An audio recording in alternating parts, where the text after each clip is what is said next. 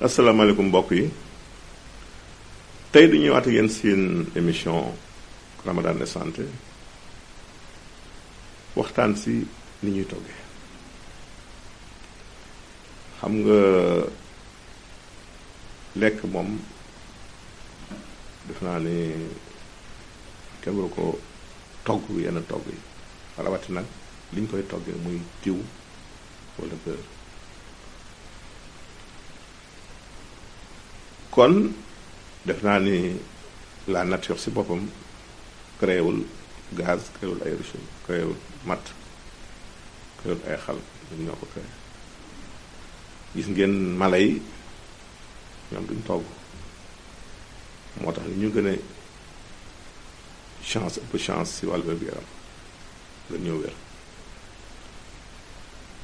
seulement bu ñu bëggoon dellu ci lekk lu ñorul dana metti ndax suñu biir tàmmatu ko ndax façon na ma noppi mais li ñuy recommander rek mooy ñuy togge ndox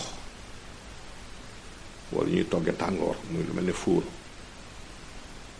te bàyyi diw yi su ma nee nekk te légume ni ñu koy togge baaxul ndax légume waru la nooy togg ba mu nooy waru la nekk purée aussi da nga koy togg mu dëgër noonu fukki minute ak juróom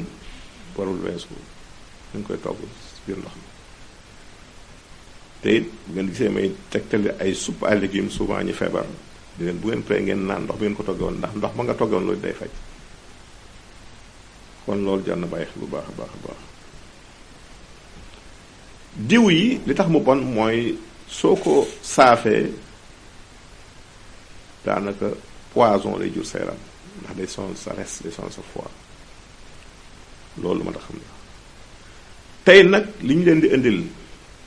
c'est toujours prévention mbas mi mooy jinjeer ndax dafa am li ñuy wax gingembre muy antioxydant di anti-inflammatoire kon mën na yokk sa système immunitaire ba noppi gis nañ ni jinjeer même si biir koor gi dafay dimbali ba doo am li ñuy wax ay nausées lekk mel dafay am ay xërñeñ muy yëgaat